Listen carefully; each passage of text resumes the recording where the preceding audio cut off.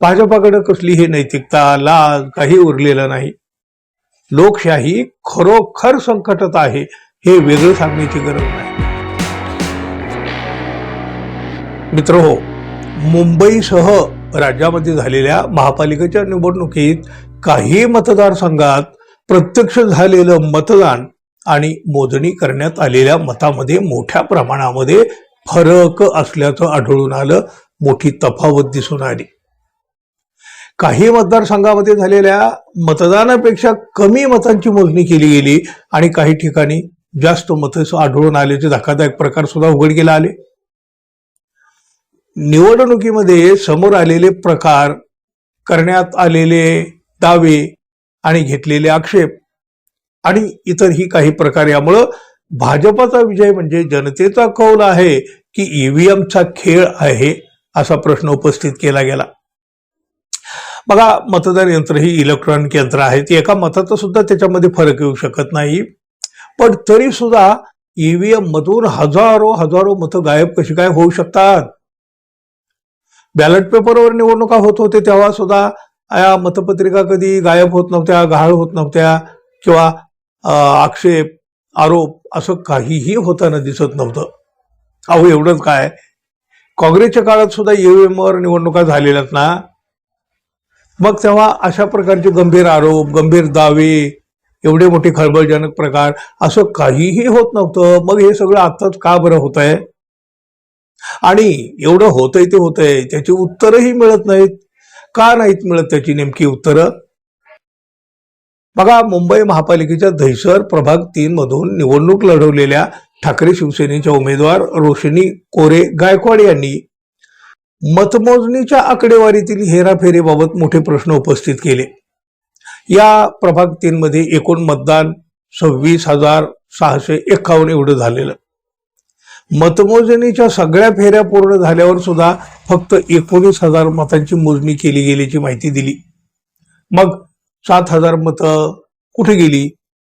आणि मग त्याची विचारणा केल्यावर पुन्हा फेर मतमोजणी घेण्यात आली आणि त्यावर मतं वाढली, पण एकंदर झालेल्या मतदानाची बेरीज पुन्हाही जुळत नव्हती. आणि मग त्यानंतर असं लक्षात आलं, अहो, चक्क एका मतदान यंत्राची मोजणीच केली गेलेली नव्हती. आणि मग हा सगळा प्रकार निव्वळ संशयास्पद आहे हे गायकवाड यांना वाटलं. त्याने तसा आरोप सुद्धा केला. आणि म्हणूनच भाजपाचा झालेला विजय हा जनतेचा कौल आहे की ईव्हीएमचा खेळ आहे असा प्रश्न विचारला गेला. पुण्यातल्या प्रभाग क्रमांक 38च्या मतमोजणीत सुद्धा मोठी तफावत असल्यानं गोंधळ उडाला. 79,826 एवढं मतदान झाल्याचं निवडणूक आयोगानं लेखी जाहीर केलं. प्रत्यक्ष मतमोजणी झाली तेव्हा 78,719 एवढ्याच मताची मोजणी केली गेली. मग 1,107 मतं कुठे गेली? कशी काय कमी झाली ती? साहजिकच असा प्रश्न शिवसेनेचे उमेदवार वसंतराव मोरे यांनी केला. निवडणूक विभागाच्या आकडेवारीतील मतं सुद्धा कशी काय कमी होऊ शकतात हा प्रश्न या मोरे यांना पडला. त्यांच्या दाव्यानुसार मतमोजणीच्या 4थ्या फेरीपर्यंत त्यांच्या आणि भाजपा उमेदवाराच्या मतामध्ये फारसं अंतर पडलेलं नव्हतं. 7व्या फेरीनंतर त्यांच्याकडे 94 मताचं लीड होतं आणि त्यानंतर मात्र 8व्या फेरीला 1 आणि 4 क्रमांकाचं मशीन बंद पडलं. त्यावेळी त्याच्या कार्यकर्त्यांनी मशीन बदलून मोजणी करण्यासाठी विरोध सुद्धा केला. प्रांताधिकाऱ्यांनी मोरे यांना बोलावून घेतला आणि बंद पडलेल्या मशीन मधली चिप दुसऱ्या मशीनमध्ये टाकून मतांची मोजणी केली. त्यावेळी मशीनवर दुसराच नंबर आला. मशीन बदलल्यानंतर त्यांचं लीड आधीपेक्षा वाढून ते 740 झालं आणि शेवटच्या राऊंडमध्ये 1,011 मताचं लीड विरोधी उमेदवाराला मिळालं. हा सगळा प्रकार मोरे यांना संशयास्पद वाटला. मतदानाच्या दिवशी शेवटच्या 2 तासामध्ये 16% मतदान वाढलं. त्यानंतर रात्री उशिरा प्रसिद्ध केलेल्या मतदानाच्या आकडेवारी आणि प्रत्यक्ष मतमोजणीतून पुढे आलेली आकडेवारी यामध्ये हजारो मतांची तफावत कशी काय असा सवाल मोरे यांनी केला.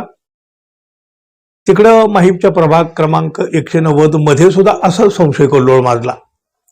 ईव्हीएम बदलून निकाल फिरवला गेल्याचा दावा उद्धव ठाकरे शिवसेनेच्या उमेदवार वैशाली पाटणकर यांनी केला. 5व्या फेरीपर्यंत मी आघाडीवर होते, पण 6व्या फेरीला मशीन बदलण्यात आलं आणि निकाल फिरवला गेला असा त्यांचा दावा आहे. मतमोजणीत तफावत आढळल्यामुळं त्यांनी फेरमतमोजणीची मागणी केली, पण ती सुद्धा मान्य केली गेली नाही आणि भाजपच्या उमेदवाराचा विजय घोषित करून टाकला असा दावा असलेल्या वैशाली पाटणकर आता न्यायालयात न्याय मागणार आहेत. तिथंही काय होईल न होईल आपल्याला माहित नाही. पुण्यातलं प्रकरण सुद्धा मोठ्या वादाचं ठरलं मित्रांनो. अजित पवार यांच्या पक्षाच्या उमेदवार रुपाली ठोंबरे पाटील यांनी तर मतदान यंत्रच बदलली गेली असल्याचा आरोप करीत मोठा गोंधळही घातला. मतमोजणी थांबवण्याचीही मागणी त्यांनी केली, पण या गोंधळाचाही काही उपयोग झाला नाही. निवडणूक आयोगाने त्याची काही दखल घेतली नाही. तिकडं दहिसरमध्ये प्रभाग क्रमांक 3 मध्ये ज्या मतदारांनी टपाली मतदान केलं होतं त्या मतदानाच्या लिफाफ्याची सील आधीच उघडली गेलेली होती असा आक्षेप सुद्धा घेण्यात आलेला होता. या घटना केवळ प्रातिनिधिक स्वरूपाच्या आहेत मित्रांनो. अशा प्रकारच्या अनेक घटना बहुसंख्य प्रभागाच्या संदर्भामध्ये घडलेल्या आहेत. मग अशा संशयाच्या वातावरणात लावण्यात आलेला निकाल म्हणजे जनतेचा कौल मानायचा का? काँग्रेसचे प्रदेशाध्यक्ष हर्षवर्धन सपकाळे यांनी तर भाजपचं यश फिक्सिंगचं यश आहे असं म्हटलंय. प्रभाग रचनेपासून पाडू नावाच्या मशीन पर्यंत आणि शाईचा घोळ हे सगळं फिक्सिंगचा हा खेळ होता. निवडणूक आयोगानं सारवासारव करणं बंद करावं, त्याचबरोबर भाजपच्या इशाऱ्यावर चालणं सुद्धा आता त्यांनी बंद केलं पाहिजे. भाजपाकडे कसलीही नैतिकता लाज काही उरलेलं नाही. लोकशाही खरोखर संकटात आहे हे वेगळं सांगण्याची गरज नाही. पाकिट वाटप, बोगस मतदार, उमेदवारांची पळवापळवी, निवडणूक आयोगाचा गलतान कारभार आणि हे सगळं पाहता फ्री अँड फेअर निवडणुका होत नाहीत हे तर दिसलं असं काँग्रेसचे अध्यक्ष सपकाळे यांनी म्हटलं आहे. हा बघा, केवळ विरोधकच नाही हो, महायुतीच्या घटक पक्षातून सुद्धा हेच आरोप होत आहेत. आणि मग हा भाजपचा विजय म्हणजे जनमताचा कौल की ईव्हीएमचा खेळ? तुम्हाला काय वाटतं मित्रांनो? अगदी निसंकोचपणे व्यक्त व्हा. धन्यवाद. पुन्हा भेटू. नमस्कार.